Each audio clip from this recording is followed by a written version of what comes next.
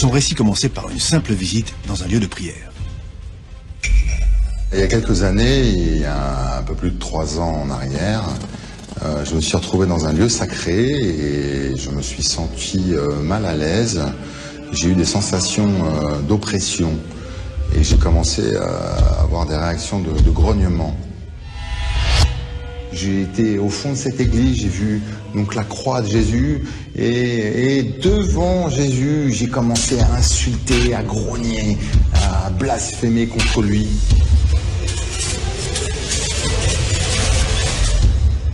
La crise est tellement violente que Stéphane, bien que non croyant, cherche auprès de l'Église catholique un interlocuteur vers lequel il puisse se tourner. Je me suis rapproché du service officiel exorcisme catholique où j'ai eu un rendez-vous avec donc un prêtre exorciste. Le père Maxime m'explique que j'ai quelques liens avec le mauvais. Mauvais, le mot est lâché. Le père Maxime décide de suivre la procédure en commençant par une simple prière de délivrance censée apaiser n'importe quel esprit tourmenté. J'avais jamais prié et le père commence sa prière et fait une imposition des mains sur moi. Et à partir de cette imposition des mains, j'ai une réaction et je tombe au sol. J'ai une réaction de grognement. Et donc le père Maxime d'Arbaumont arrête tout de suite, va chercher son confrère prêtre, le père Georges Berson, et il me demande de le suivre dans la chapelle. Il est très rare que le père Maxime interrompe une prière de la sorte. En 2013, à Paris, sur plus de 1500 consultations comme celle-ci, seules 3 personnes ont été emmenées dans la chapelle pour se faire exorciser. La crise de Stéphane devait être réellement violente pour qu'il décide de s'en remettre à un exorciste. L'opération est réputée très dangereuse. Chaque année, des décès faisant suite à un exorcisme font la une de nos journaux.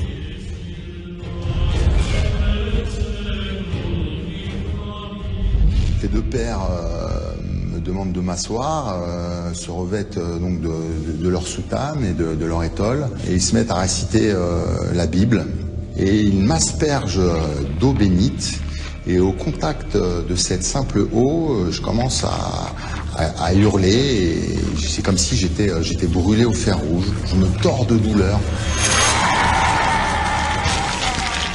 Je grogne d'une façon animale à chaque saint énoncé. Je blasphème, j'insulte, je crache. J'ai une force qui a pris tout le contrôle de mon corps, de mes actes et de ma parole. Et une autre voix commence à sortir de ma bouche et insulter Jésus le Christ. J'ai vécu une première séance de prière d'exorcisme horrible. L'expérience est traumatisante, mais Stéphane est loin d'être libéré. Ce qu'il va vivre quelques heures plus tard s'avère encore plus effrayant. Je suis rentré chez moi et dans la nuit, j'ai une sensation de froideur glaciale. Ma chambre était à moins 10 degrés, donc j'étais en train de dormir, et je ressens une présence qui est sur moi et qui me touche, qui touche tous mes membres, une sensation horrible.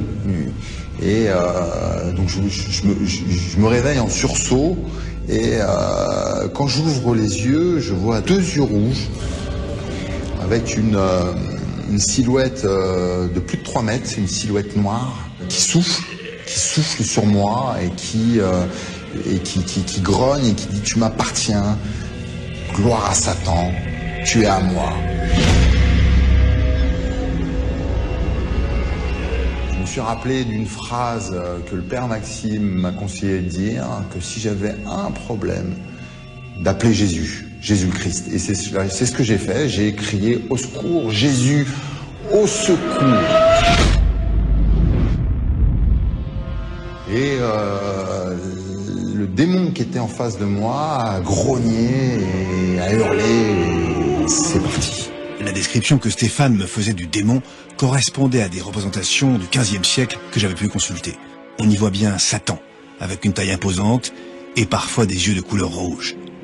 Mais ce soir-là, Stéphane était seul dans son lit. Rien ne me garantissait donc qu'il ne s'agissait pas d'une hallucination, d'un cauchemar. J'étais sceptique sur la présence du diable cette nuit-là. Mais le malin allait se manifester de nouveau, et cette fois-ci devant témoins. Sur les conseils de l'Église, Stéphane s'est fait baptiser afin de s'en remettre à une forme de protection divine permanente, censée tenir le diable à distance. J'ai été baptisé le 22 décembre 2013. J'ai eu des grosses manifestations d'ordre démoniaque. L'Assemblée, entre autres, a été sous choc.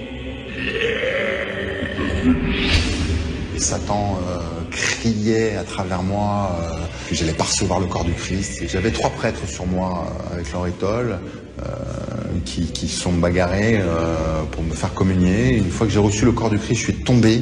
J'ai ressenti cette puissance, la puissance de Jésus cette lumière intérieure, cet amour qui a transpercé mon corps. Ce jour-là, le diable aurait donc quitté le corps de Stéphane. Pour lui, une nouvelle page de son histoire allait enfin s'écrire. En sortant de mon entretien avec Stéphane, j'avais contacté sa mère, qui était présente le jour du baptême. Si elle m'avait bien confirmé que tous les événements s'étaient bel et bien produits, elle n'avait malheureusement pas voulu témoigner. Curieux de savoir si de tels phénomènes avaient déjà eu lieu, je retournais à mes archives où je retrouvais toute une série de témoignages, dont celui de Chantal. En 2010, voici ce qu'elle confiait au micro d'une journaliste. Ça a commencé par des pointes qu'on m'enfonçait dans le ventre, des douleurs partout, comme si on se soulevait par la tête, comme si on m'étouffait, qu'on m'étranglait. À la limite, quand on a une maladie, je veux dire un cancer ou autre chose, quelque chose de plus grave, on sait contre quoi on se bat. Là, on se bat avec l'invisible. Ça m'a mené quand même dans un hôpital psychiatrique. J'ai eu la chance de tomber sur un bon psychiatre qui comprenne ça. À la différence de Stéphane, c'est donc le corps médical qui avait envoyé Chantal consulter un exorciste. Sur cette bande-son inédite, un micro avait pu enregistrer un des exorcismes de Chantal, lui aussi pratiqué par un prêtre de l'église catholique. Nous croyons que tu es présente dans cette hostie consacrée par le prêtre. Tu t'as délivré de leurs liens toutes ces foules qui venaient vers toi. Aujourd'hui, Seigneur, je te prie pour Chantal. Parcours toute sa vie, depuis sa conception jusqu'à ce jour. Cette séance d'exorcisme était glaçante. Et par ailleurs, j'étais dans l'incompréhension la plus totale.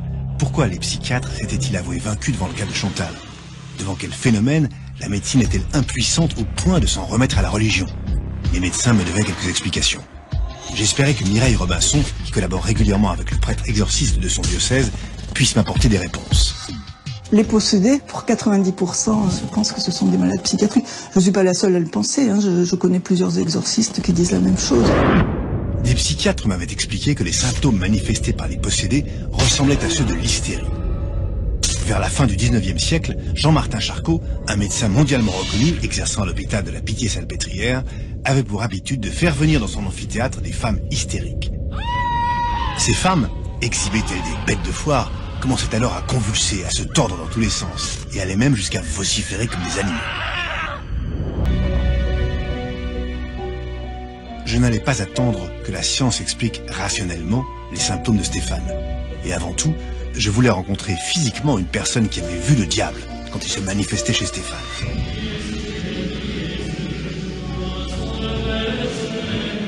Pour ça, j'avais un interlocuteur de premier choix, l'un des 3 prêtres exorcistes qui avaient participé à sa libération.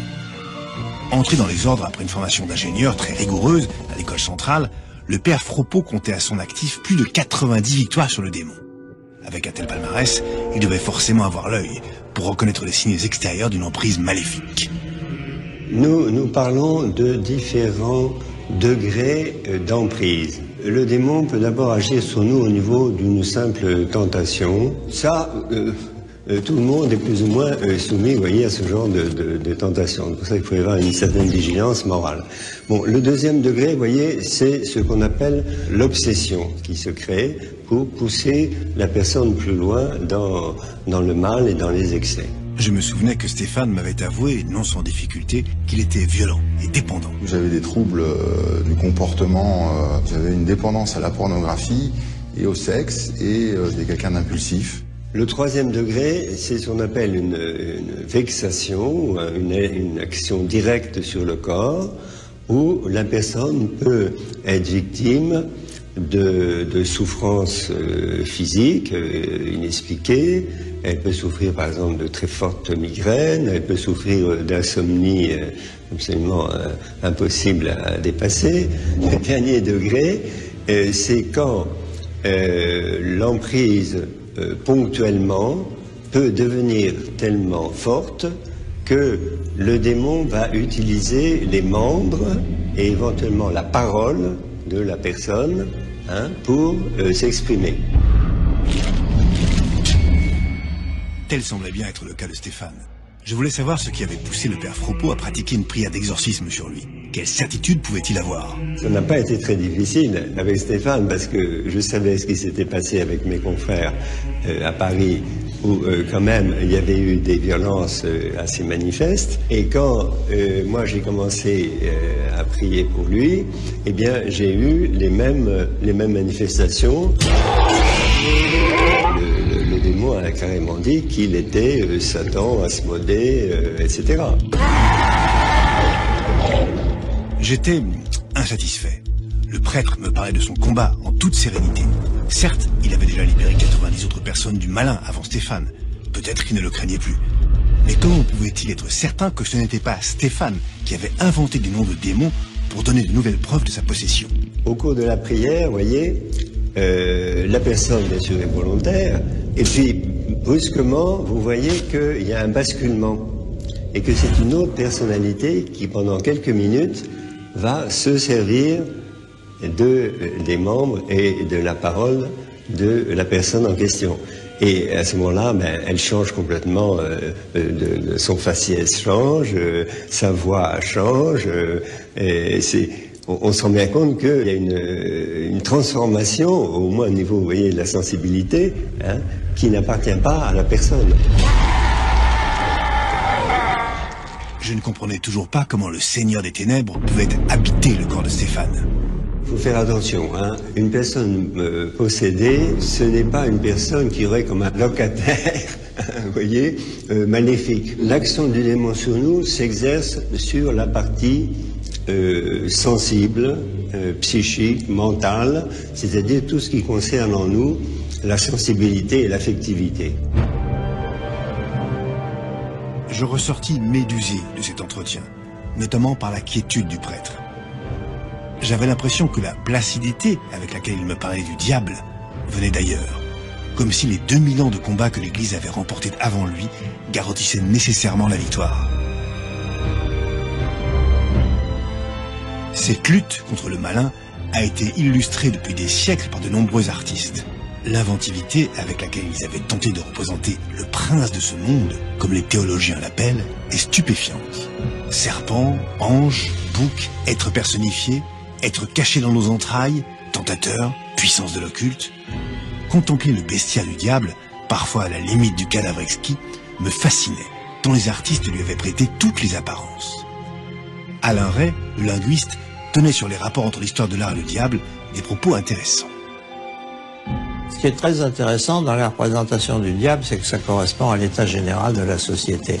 Alors, au Moyen-Âge, il y a une vraie croyance qui est que la damnation est pire que la mort. La représentation du diable va évoluer avec des influences qui viennent d'autres religions. Bon, la corne en particulier, c'est une idée de force, de virilité et aussi de danger, qui est lié aux civilisations d'éleveurs depuis la préhistoire et qui va migrer vers cette idée que le diable a un côté négatif. Et par exemple, il y a toute une série d'animaux qui vont être diabolisés, dont le bouc est la principale.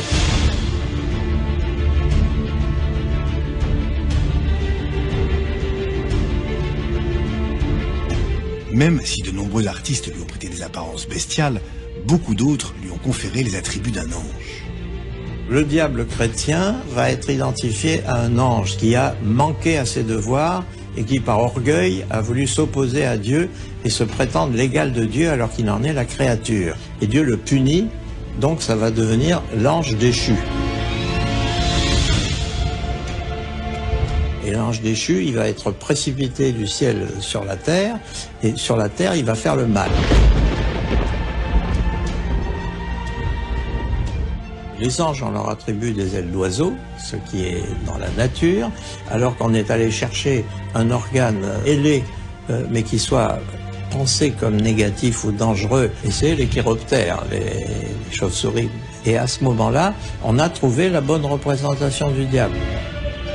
Pour autant, il ne faut pas oublier que les artistes ont longtemps travaillé sur commande de l'Église. Et l'intérêt de leur représentation du diable a largement dépassé la simple dimension esthétique. Le diable sert à quelque chose. S'il n'y a pas de diable, on a beaucoup plus de difficultés à affirmer l'existence de Dieu. En le représentant, on le fait exister. Et c'est ça qui va justifier des pratiques comme l'exorcisme, mais aussi des pratiques comme la répression. La répression, les heures sombres de l'Église. Du 15 au XVIIe siècle, entre 100 000 et 200 000 procès ont été tenus devant les tribunaux de l'Inquisition.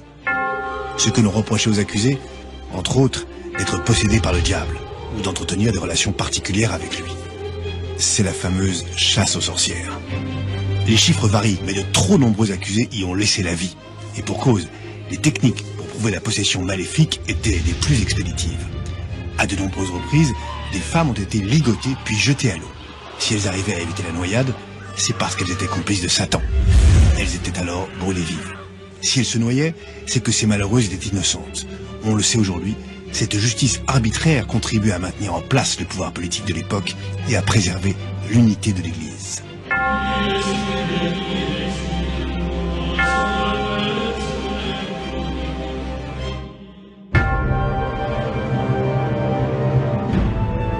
Mais aujourd'hui, quelle position le Saint-Siège a-t-il adopté sur le diable?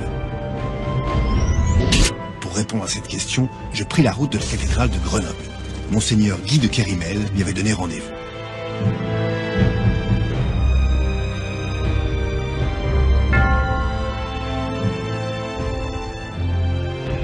Rentré dans le 3e millénaire avec un rite transformé, bien moins théâtral que le précédent. Mais impossible d'en savoir beaucoup plus. Ce rituel, l'Église voulait le conserver secret. Suite à cela, le pape devenu saint, qui faisait souvent référence au diable dans ses homélies afin de prévenir l'humanité de la menace qui la guettait, serait allé jusqu'à réaliser un exorcisme en public, à Rome, sur la place Saint-Pierre. Plus récemment, c'est le pape François qui aurait été surpris en plein exorcisme.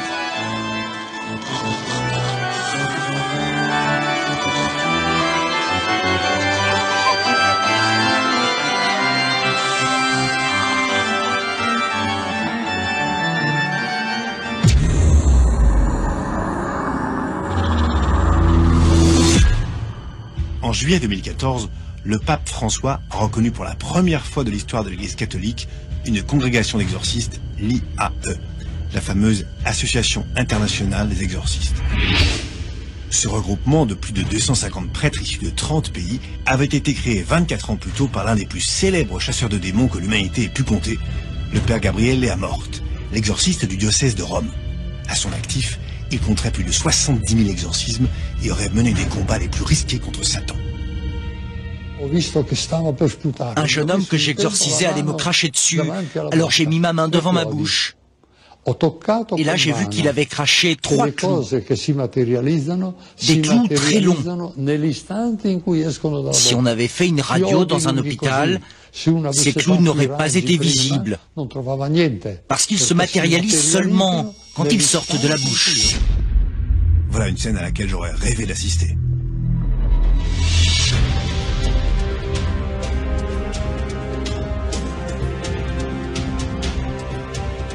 C'était certainement à cause de déclarations comme celle-ci que le pape François avait décidé de reconnaître l'association des chasseurs de démons. Mais je voulais comprendre pourquoi il l'avait fait maintenant, alors qu'elle avait déjà 24 ans d'existence. Je décidai donc d'appeler un prêtre exorciste, mais celui-ci avait requis l'anonymat. Tout ce que fait le pape François, il veut remuer, et c'est vraiment un bon moyen de remuer cette réticence parfois, pratiquer l'exorcisme, ces hésitations qu'il y a autour du démon, le démon existe, il n'existe pas, voilà. Mais là, ça veut redire l'affirmation que le démon, il agit aujourd'hui comme hier et comme demain. Le pape François voulait donc redonner confiance aux prêtres de l'Église catholique qui douteraient ou qui auraient des réticences. Cette explication me rappelait une confidence que m'avait faite Monseigneur de Kérimel. Mais le fait est que l'Église catholique renforce effectivement son bras armé depuis plus d'une dizaine d'années. En France, en 30 ans, le nombre d'exorcistes a été multiplié par 4. En Espagne, l'Église tente péniblement de rattraper son retard. Aux Philippines et aux États-Unis, ils recrutent aussi. En Colombie, la première école de formation du sous-continent a récemment ouvert ses portes. Et phénomène très particulier, au Mexique, les soldats du Christ sont entrés en guerre contre les narcotrafiquants. Pour eux, le pays est confronté à des attaques du Seigneur des Ténèbres. Corps découpés en morceaux, enfants réduits en esclavage ou en objets sexuels, les cartels mexicains sont aujourd'hui réputés les plus violents au monde. Est-ce là pour autant une manifestation d'une emprise maléfique ?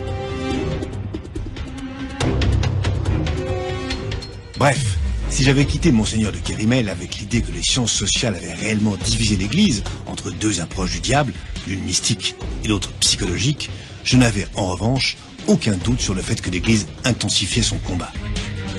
Après avoir mené cette enquête au cœur de l'Église catholique, j'avais besoin de me poser, de réfléchir. Je me rendais compte que beaucoup de choses que je pensais explicables rationnellement étaient dans les faits bien plus compliquées. Et puis, comment continuer mon enquête sur les traces du diable en restant dans le monothéisme? Les 3 religions du livre, l'islam, le christianisme et le judaïsme, se fondant sur des éléments communs, je ne pouvais pas continuer sur cette piste. Je ne voyais qu'une solution, élargir mon champ de recherche aux animistes. Pour eux, des esprits mystiques animent les êtres vivants, mais aussi les objets et les éléments naturels, comme les pierres ou l'eau. Peut-être auront-ils relevé des traces du Seigneur des Ténèbres. Avec plus de 160 millions de pratiquants, répartis dans une centaine de pays sur tous les continents, les animistes ont forcément leur vision de ce combat éternel. Je me remis donc en route vers le sud de la France.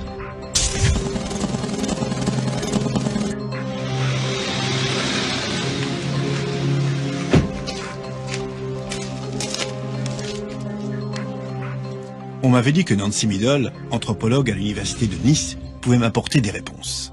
Pour l'inciter à témoigner, je lui avais raconté les moindres détails de mon enquête. Elle s'était alors laissée convaincre, mais un peu réticente à me recevoir avec toutes mes énergies négatives, elle voulut d'abord procéder à un rituel de purification pour me nettoyer. Pourquoi pas ?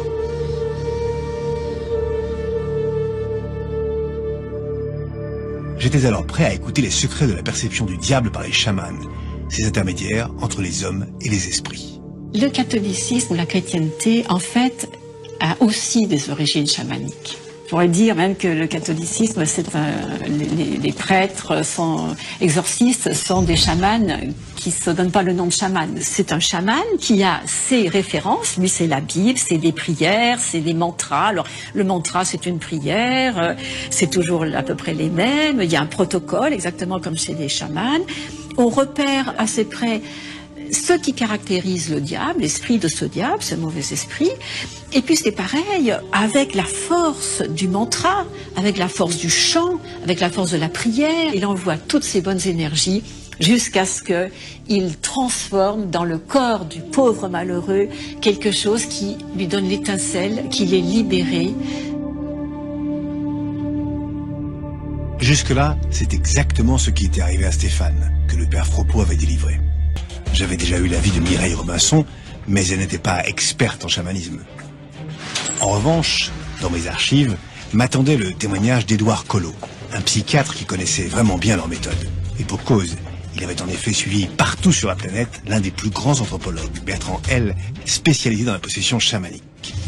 Pour moi, l'exorcisme, c'est une réalité. Ce n'est pas une forme de médecine, c'est travailler avec le monde des esprits et faire en sorte que l'esprit du mal qui vous possède soit chassé, car l'âme peut être prisonnière d'un esprit, bien ou mal. Plutôt surprenant d'entendre le mot « âme » dans la bouche d'un psychiatre. Mais Édouard Collot n'est pas le premier. Carl Jung, le disciple de Freud, aurait même joué un rôle précurseur. Jung l'a théorisé en disant « Je suis conscient d'un certain nombre de choses, et puis j'ai un inconscient. Alors qu'est-ce que c'est que cet inconscient? C'est quand je fais des choses que je ne voulais pas faire. Cet inconscient, c'est le premier niveau. C'est l'inconscient personnel, individuel. Le second niveau, c'est l'état de conscience modifié. L'exemple le plus simple, c'est vous êtes dans un transport, et puis vous partez dans une rêverie. Et puis, tout d'un coup, vous vous sortez de votre rêverie, et vous vous dites, j'ai oublié de descendre. Donc ça, c'est le début d'un état de conscience modifié. Il y a une partie de moi qui suit là, et il y a une partie qui s'en va ailleurs. C'est-à-dire qu'à ce moment-là, je vais pouvoir percevoir des choses que d'autres personnes perçoivent. Car à un niveau collectif, il y a une sorte d'espace, on va dire, virtuel, dans lequel les pensées circulent.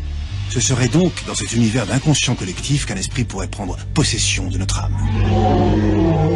La conscience de la personne est recouverte par une autre, qui lui est plus puissante, a priori. Donc une âme infestée, un esprit infesté, une conscience infestée est une conscience qui ne s'appartient plus.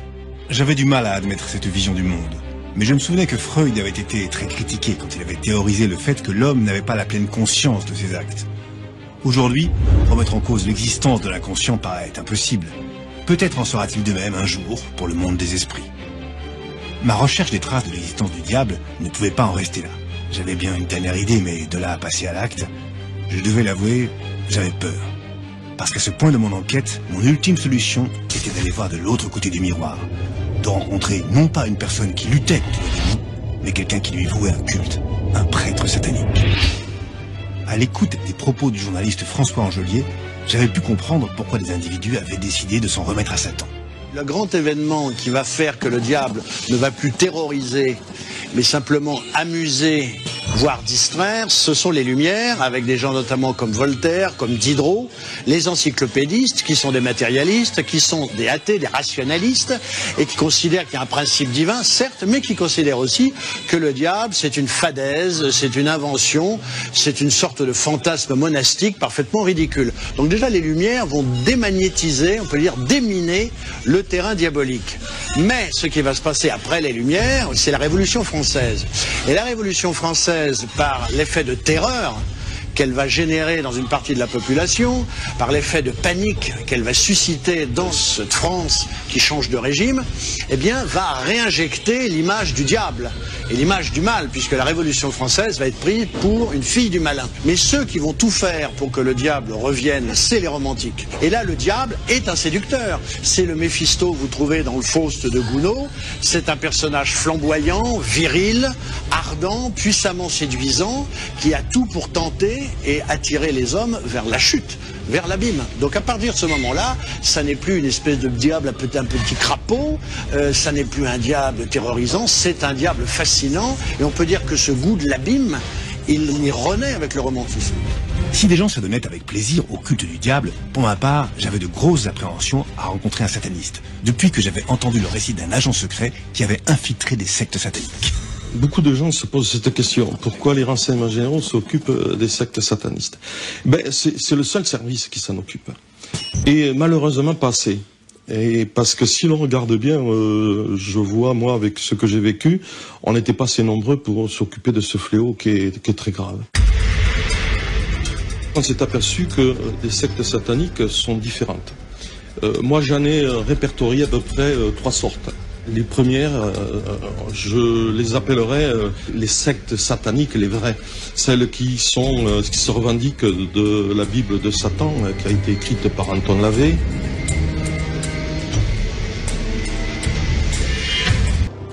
L'heure de mon rendez-vous avec le prêtre sataniste approchait. Je le redoutais un peu, mais il m'était difficile de faire marche arrière. D'ailleurs, depuis que j'avais réussi à obtenir cet entretien, j'avais l'impression pénible d'être observé. Je ne suis pas paranoïaque, mais je me sentais mal à l'aise. Maître Neckers m'avait donné rendez-vous dans un parking, et je devais venir seul. Toujours cette méfiance, ces mystères. Je ne savais même pas à quel type de sataniste j'allais avoir affaire. J'aurais préféré que Gilbert Abbas des services secrets puisse m'accompagner. Lui, il aurait su.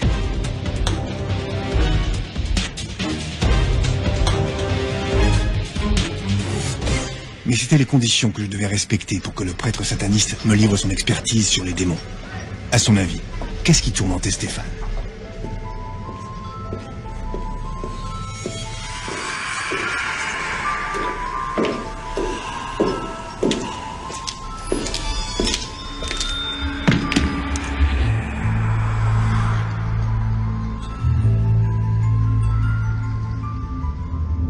Lors des exorcismes, il y a eu 3 entités de démons qui ont été révélées.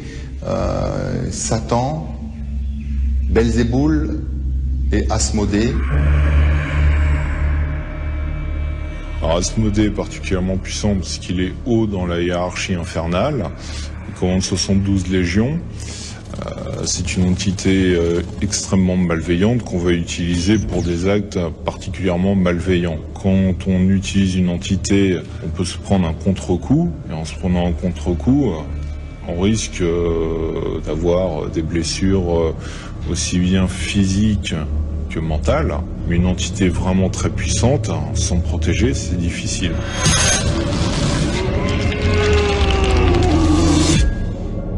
Admettons, le prêtre sataniste serait capable d'invoquer les entités les plus puissantes. Mais aurait-il pu faire partir le démon qui possédait Stéphane? En tant que sorcier sataniste, pratiquant donc la sorcellerie sataniste, j'aurais procédé à un exorcisme qui aurait sans doute fonctionné, probablement de manière moins douloureuse. Étant donné qu'on trempe vraiment dans le milieu, qu'on travaille avec les entités, ce qui n'est pas le cas de l'Église au sens large, qui elle travaille avec des entités de nature plus angélique, si on peut dire. À l'entendre, le combat entre le bien et le mal ne se déroulait plus uniquement au niveau des entités, mais bel et bien sur Terre. L'Église et les satanistes étaient eux aussi en guerre. Et dans cette lutte, je me demandais jusqu'où s'étendaient les pouvoirs du prêtre. À quel point sa prétention à domestiquer les entités maléfiques pouvait-elle bien s'étendre? Le plus gros travail que j'ai effectué, ça a été le pacte. Ça consiste à une sorte de mariage entre une entité et un humain. Le pactisant va se retrouver possédé par une entité. Et cette entité va lui apporter un pouvoir très important, par exemple la richesse. Néanmoins, au bout d'un certain temps, l'entité, on ignore ce qu'elle fait de la personne et comment elle va la tuer.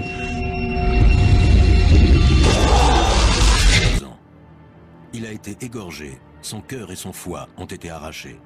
Selon la police, l'ablation a été trop grossièrement exécutée pour que les organes soient revendus au marché noir. Détail qui attire l'attention sur un autre élément mystérieux de la scène du crime. Vous pouvez constater que l'ablation du cœur n'a pas pu être faite ici. Il n'y avait pas assez de sang. Les inspecteurs pensent que l'homme a été tué ailleurs et que le corps mutilé a été traîné ici à l'aide d'une corde, puis abandonné sur une pile de pneus. De retour à l'air libre, Dawn Perlmutter leur fait part de ses terribles soupçons. L'homme a pu être victime d'un sacrifice humain satanique.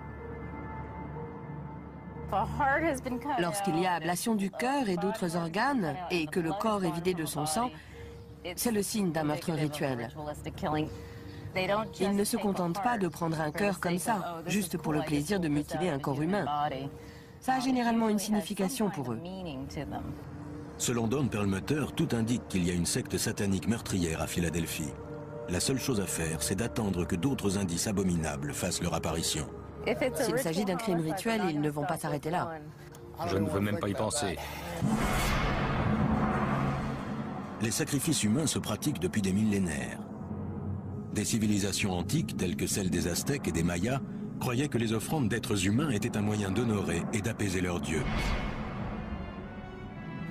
Mais quelles sont les preuves tangibles que des sacrifices humains sont pratiqués de nos jours? S'agit-il de véritables crimes ou est-ce le fruit d'une imagination débordante? Ted Gunderson a été l'un des principaux enquêteurs du FBI et a dirigé le bureau de Los Angeles. Selon lui, les sacrifices humains existent et sont l'œuvre de sectes sataniques. Il voyage dans tout le pays, donnant des conférences sur les dangers du satanisme. Les gens entendent parler des mouvements sataniques et sont intrigués. Ils ignorent tout des rituels, des cérémonies et des sacrifices humains.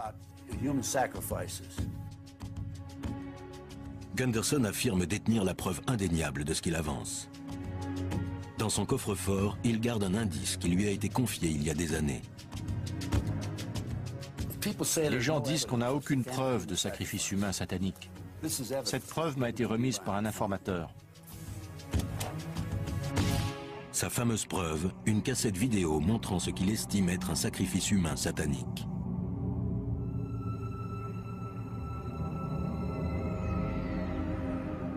Les scènes représentées sur cette cassette sont-elles réelles ou bien s'agit-il d'un canular?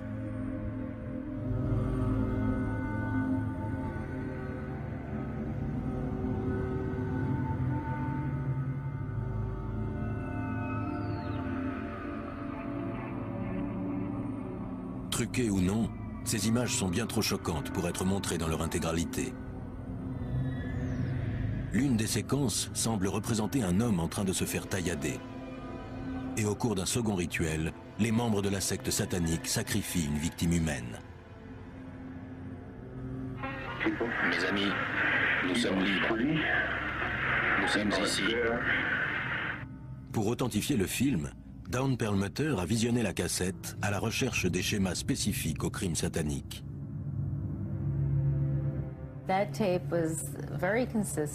Ces images sont caractéristiques des meurtres sataniques. Le fait que la victime ait été poignardée et éviscérée est malheureusement une technique courante du crime rituel. Bien que le film ait l'air authentique, certains doutent de sa véracité. Le docteur Gregory Carroll, médecin urgentiste, sait comment le sang et les tissus humains réagissent en cas de traumatisme réel. D'après ce que je vois sur cette cassette, je pense que c'est une mise en scène, que le sang est factice. La façon dont le sang est présenté ne correspond pas à ce que j'ai pu voir au cours de ma carrière. Dans la communauté satanique, les opinions divergent quant à la réalité de la pratique de sacrifice humain.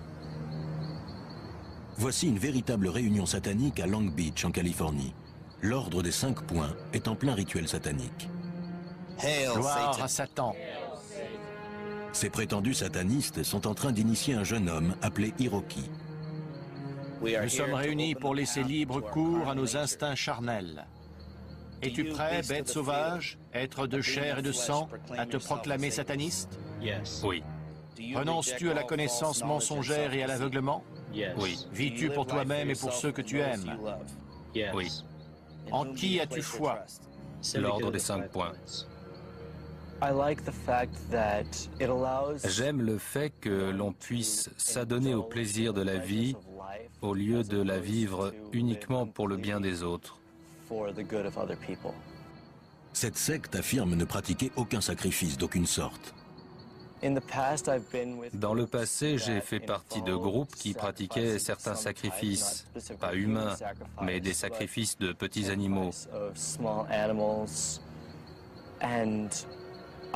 Et j'estimais que ce n'était pas bien. Ça allait à l'encontre de mes principes. Mais au dire d'Hiroki, le sacrifice n'est apparemment pas exclu de toutes les sectes sataniques. Je pense que certains groupes pratiquent des sacrifices humains.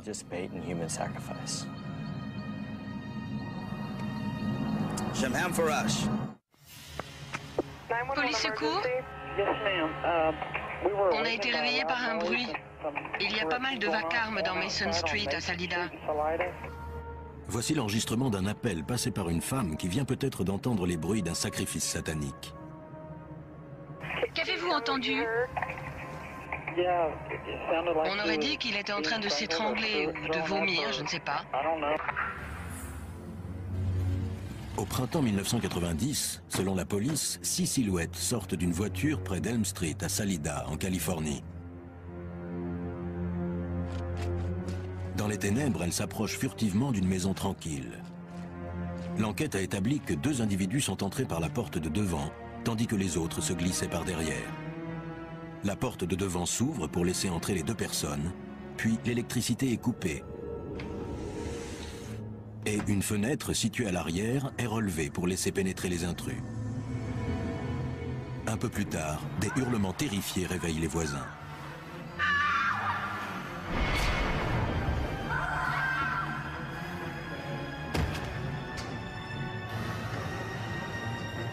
un homme se précipite dans la nuit, atteint de plusieurs coups de couteau. Police secours? J'ai été réveillée par un homme qui hurle dehors. Je crois qu'ils sont en train de le tuer. Une femme hystérique s'échappe de la maison et frappe à la porte de ses voisins en appelant à l'aide. Une femme est venue frapper à notre porte. On dirait qu'elle a été battue. Elle a tellement peur qu'elle peut à peine parler. Dites-lui de se calmer. Les agents arrivent. Le bureau du shérif est prévenu. Hommes et ambulances se précipitent.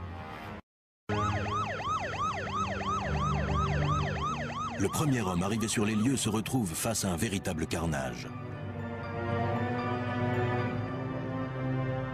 L'agent Gary Deckard avoue que cette nuit le hantera jusqu'à la fin de ses jours. Quand je suis entré dans la maison, c'était horrible. Il y avait déjà 4 victimes, toutes mortes. La première victime, un homme de 25 ans, est tombé dans la rue après avoir essayé de s'enfuir. L'une des victimes se trouvait sur la chaussée, juste là, poignardée à plusieurs reprises. La deuxième victime, un homme de 51 ans qui vivait dans la maison, a été tué dans son fauteuil.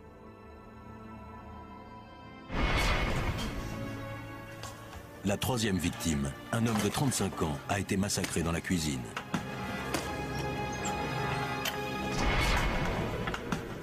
Et la quatrième victime, une femme de 23 ans, a été tuée devant le réfrigérateur. C'était abominable de voir tant de morts concentrés dans un si petit lieu. Le crime a été baptisé Cauchemar sur Elm Street, et beaucoup estiment qu'il avait tous les aspects d'un sacrifice satanique. Tous les visages ont été massacrés avec un instrument contondant, et toutes les victimes ont été égorgées ou poignardées. C'était d'une violence inouïe.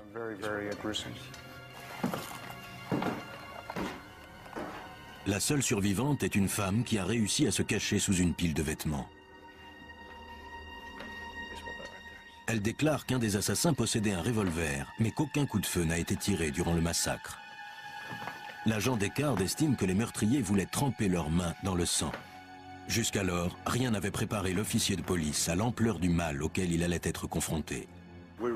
Nous n'en étions qu'au début de l'enquête. Et ce que nous avons découvert par la suite s'est avéré monstrueux.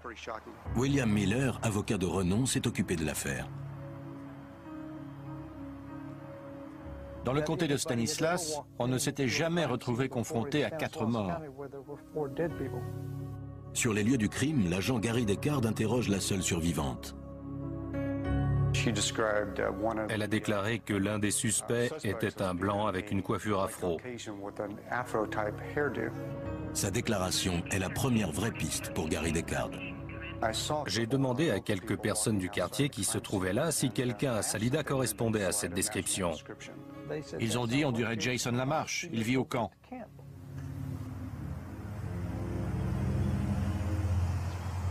Jason Lamarche habite dans un ancien camp de travailleurs immigrés situé à moins de 2 km du lieu du crime. C'est également là que vivent Gerald Cruz, Ricky Vieira et Dave Beck. Les gens du coin l'appellent le camp. C'est là qu'ils habitaient, dans cette petite maison au bout. Les hommes de Deckard mettent tout d'abord la main sur Ricky Vieira. Il passe aux aveux après quelques interrogatoires. Il a fini par reconnaître avoir participé au meurtre. Vieira confirme aussi que les 3 autres suspects ont pris part aux assassinats, ainsi que Ron Wiley et Melissa Evans, dite Missy. Deckard et ses hommes arrêtent immédiatement les 6 suspects. Lors des interrogatoires de Ricky Vieira, Gary Deckard a la confirmation qu'il ne s'agit pas d'une simple bande de brutes. C'est le genre d'interrogatoire qu'on n'oublie jamais. Il m'a dit qu'il les avait tués et il ricanait en me racontant ça. Son regard était comme celui de Charles Manson, complètement ailleurs. Mais la comparaison avec Charles Manson ne s'arrête pas au regard de Vieira. Un peu plus de 20 ans auparavant, Manson a entraîné les membres de son groupe à commettre un terrible crime rituel. Le témoignage de Vieira semble confirmer le sentiment de la plupart des habitants de la ville. Sa bande est en fait une secte meurtrière, dont le chef est un homme de 28 ans, Gerald Cruz. Il était plutôt bon psychologue. Il savait comment motiver les gens, c'était évident. Il les prenait et les façonnait selon sa volonté. Il trouvait des individus qui manquaient de confiance en eux, qui étaient à la rue. Il les intégrait à son petit groupe et puis il les manipulait. C'était un manipulateur. D'après William Miller, Cruz avait déjà fondé quelques années auparavant une organisation qu'il avait baptisée l'Ordre du Lion. Tous les membres de l'Ordre du Lion signaient un registre et apposaient à côté l'empreinte sanglante de leur pouce. Si je me souviens bien, il y avait au moins une douzaine de noms dans ce registre. En fouillant la cabane de Cruz, les enquêteurs vont bientôt faire une terrible découverte.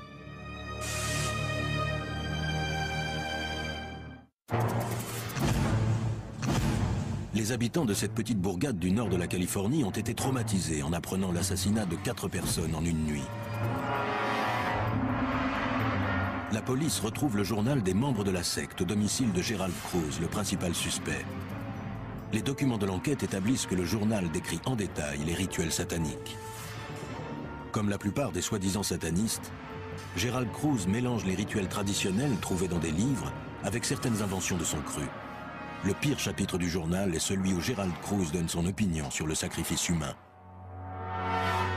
Gerald Cruz écrit dans son journal que le rituel le plus purificateur de tous est le sacrifice d'un nouveau-né. D'après certaines personnes, ceux qui pratiquent les sacrifices humains le font pour obtenir les faveurs de Satan et de fait l'espérance d'une longue vie. Pour Cruz et les membres de l'Ordre du Lion, le meurtre des 4 personnes de Elm Street n'était-il qu'une violente nouba criminelle? Ou bien existe-t-il des preuves qu'ils sont allés plus loin et ont pratiqué un sacrifice rituel? Le shérif Richard Brashears, qui a enquêté sur les crimes, a remarqué que certains aspects du meurtre ne collaient pas avec le profil satanique typique. Notamment les objets sataniques qui ont été retrouvés au domicile de Gerald Cruz et non sur la scène du crime.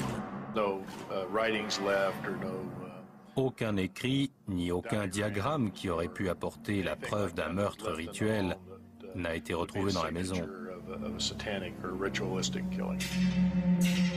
L'avocat William Miller estime que Gerald Cruz n'a pas le comportement typique des grands maîtres de sectes sataniques.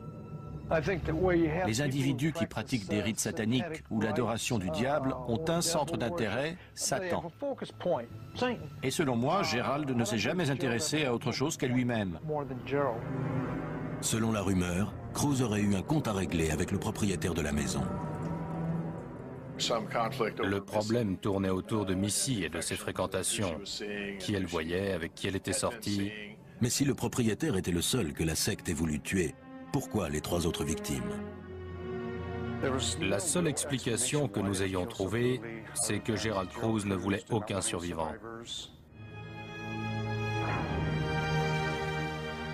Gerald Cruz, Ricky Vieira et Dave Beck sont condamnés à mort. Jason Lamarche et Ron Willey à 62 ans de détention pour leur participation au crime. Michelle Missy Evans passe un accord et, en échange de son témoignage, obtient la liberté surveillée pendant 3 ans. Que les crimes de Elm Street aient été des meurtres rituels ou non, William Miller estime que la secte de Gerald Cruz ne s'est jamais tellement éloignée de ses racines sataniques. Quand vous êtes embringué dans un truc pareil, vous n'abandonnez jamais. N'oubliez pas qu'il possédait le livre de rituels. Selon la police, le livre est un ouvrage satanique. C'est l'un des cas dont je me souviendrai toute ma vie. Je dois avouer que Gerald Cruz est sans doute la personne la plus mauvaise que j'ai jamais connue.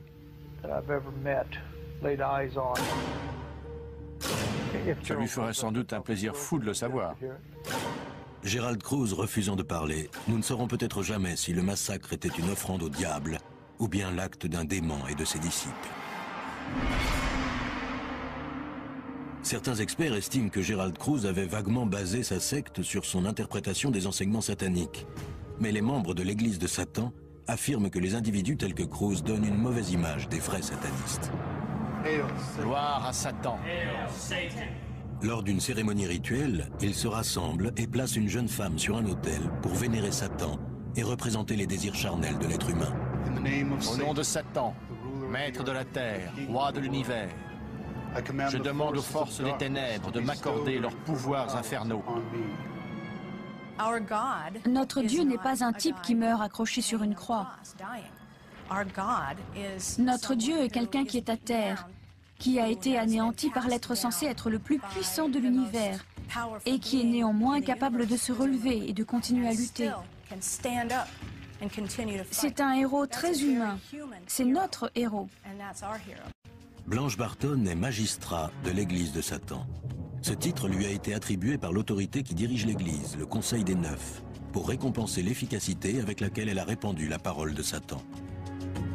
Blanche a été pendant de nombreuses années la compagne d'Anton LaVey, fondateur de l'Église de Satan, la première église satanique contemporaine. Connue sous le nom de Pape Noir, LaVey est l'auteur du Credo sataniste, la Bible satanique. Aujourd'hui, Blanche Barton se consacre entièrement à poursuivre le mode de vie libertin de LaVey. Le rôle des satanistes dans la société sera toujours d'aller au-delà des limites de la bienséance et, en quelque sorte, de provoquer un peu les gens. Nous sommes là. Je suis toi. Tu es toi. Que ta volonté soit faite. L'Église de Satan affirme être souvent associée à tort avec le sacrifice rituel. Je suis sataniste depuis 30 ans, donc je sais de quoi je parle. Nous ne sacrifions aucune vierge, aucun nouveau-né. Nous ne faisons souffrir aucun animal lors de nos cérémonies. Gloire aux satanistes. Gloire à Lucifer. Gloire à Satan.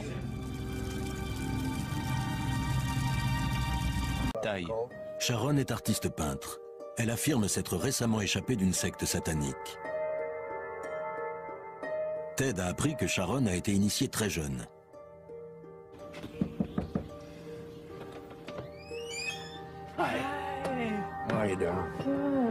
Pour commencer, comment manipule-t-il les gens? Ils commencent avec de très jeunes enfants. Ils les mettent sur un autel et leur donnent un nouveau nom. Ensuite, ils leur disent « Tu es endormi, ce qui t'arrive n'est pas réel », tout en pratiquant un rite satanique sur leur corps ou sur leur esprit. Sharon se rappelle parfaitement sa cérémonie d'initiation. L'un des chefs a coupé le cou de cette chèvre noire. Puis il a pris la tête, il l'a secouée au-dessus de moi et m'a arrosé le corps de son sang. Il disait « Lucifer est notre Seigneur ».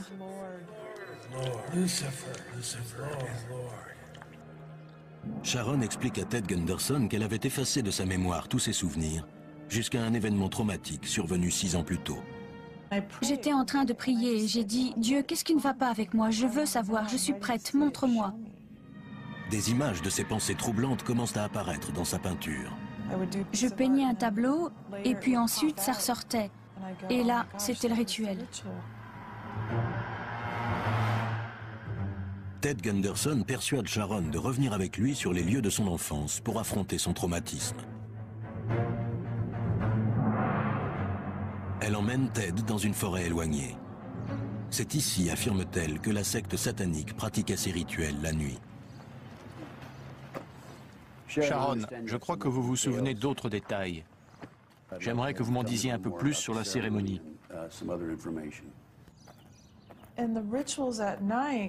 J'ai vu des choses terrifiantes la nuit lors de ce rituel. Il y avait 3 hommes vêtus de noir qui m'attendaient.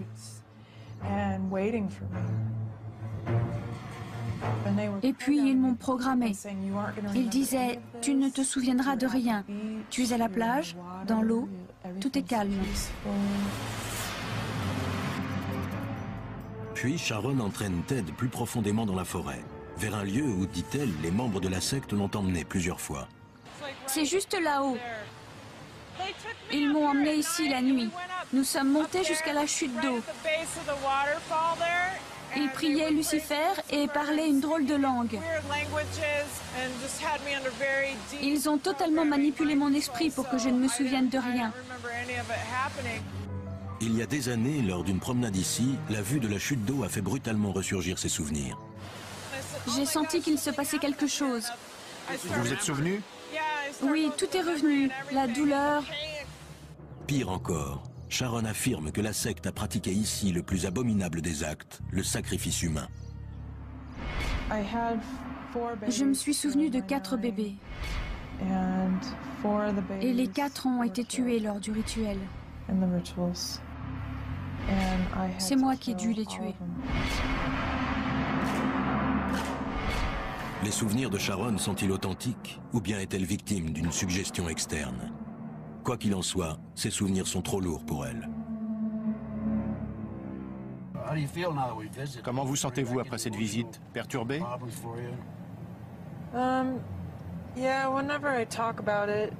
Oui, chaque fois que j'en parle, je suis triste à l'idée de ce qui s'est passé. Et surtout en pensant aux bébés. C'est abominable ce qu'ils ont fait. Mais pour Gunderson, cet entretien est une révélation. Les informations que Sharon a données aujourd'hui confirment celles données par d'autres rescapés.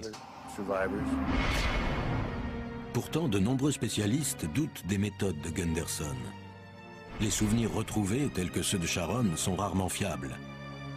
Et l'église de Satan déclare n'avoir jamais pratiqué aucun sévice. Cette théorie selon laquelle les officiers de la police criminelle doivent être à même de reconnaître une scène de crime satanique n'a été que trop justifiée en 1995 à Bel Air dans l'Ohio. Le shérif Tom McCourt et ses hommes sont appelés dans une maison où un adolescent a découvert, en revenant de l'école, ses parents assassinés.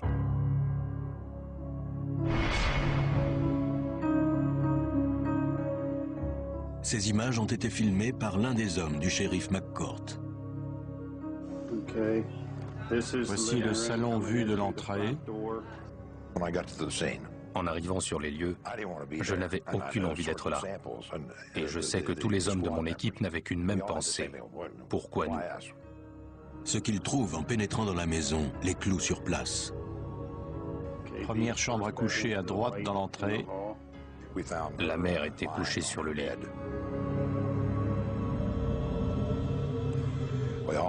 Dans la chambre, il y avait aussi une hache couverte de sang et d'autres matières.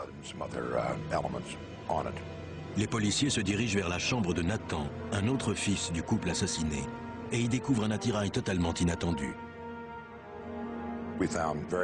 Nous avons trouvé divers objets susceptibles d'être utilisés lors d'un culte satanique. J'ai trouvé ce que j'ai tout d'abord cru être un masque entouré de papier brûlé.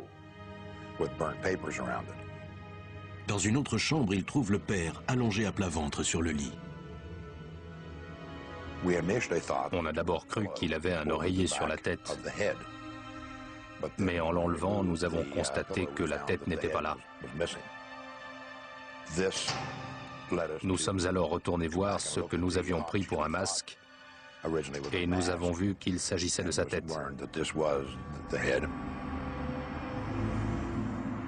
Le shérif McCourt semble auprès de tous les gens qui me faisaient confiance. Ça aurait été facile. La liste comprend les membres de sa famille et ses amis, tous ceux qu'il avait l'intention d'attirer à tour de rôle dans la maison. J'avais prévu de les écorcher, de les pendre dans la cave et de les écorcher vifs. Il y avait une trentaine de personnes. Bien que tous les signes indiquent un cas de sacrifice satanique, le shérif McCourt commence à douter que la communion avec le diable soit la seule raison de ces crimes. Au début, j'ai demandé à Nathan s'il parlait à Satan. Il m'a dit que oui. Ensuite, Nathan a dit qu'il avait menti, qu'il ne parlait pas à Satan. Il a dit avoir essayé, mais n'avoir jamais obtenu aucune réponse. Satan ne lui a jamais répondu. Ça n'a rien à voir avec ces conneries sataniques. Je suis juste né comme ça. Les doutes du shérif s'accentuent lorsqu'il interroge les frères de Nathan, qui n'étaient pas à la maison au moment du meurtre. En dépit des événements, ils ont l'air de protéger leur frère. L'avocat de Nathan déclare que l'adolescent a craqué après des années de mauvais traitements. Il tente de plaider la folie passagère. Mais Dawn Perlmutter estime que la folie engendrée par des mauvais traitements ne peut justifier le recours au culte satanique. Il y a malheureusement de nombreux cas d'enfants maltraités dans le monde, et ils ne coupent pas tous la tête de leurs parents pour l'offrir en sacrifice à Satan. Dans le cas de Nathan, la folie passagère ne peut pas être invoquée. Le tribunal est du même avis et Nathan est déclaré responsable de ses actes. Le jury déclare Nathan Brooks coupable de meurtre au premier degré. En octobre 1996, le garçon âgé de 18 ans se voit infliger une double condamnation à perpétuité. Il n'évite la condamnation à mort que parce qu'il n'avait que 17 ans au moment des faits. Cependant, la question demeure. Nathan s'est-il servi du satanisme pour exprimer sa rage après des années de mauvais traitements? On a découvert par la suite que M. Brooks avait des crises. Les voisins nous ont raconté ce qu'ils avaient vu ou entendu et qui les portait à croire qu'il maltraitait ses enfants et sa femme. Certains estiment qu'il est un peu simpliste de qualifier de monstres ou de diaboliques les satanistes qui pratiquent des sacrifices humains. Leurs psychismes sont beaucoup plus complexes et déséquilibrés. Des vidéos clandestines, aux scènes de meurtres rituels, les preuves aux États-Unis à commettre de tels actes. Il y a beaucoup de gens malades sur cette planète et ils sont prêts à tout pour justifier leurs actes.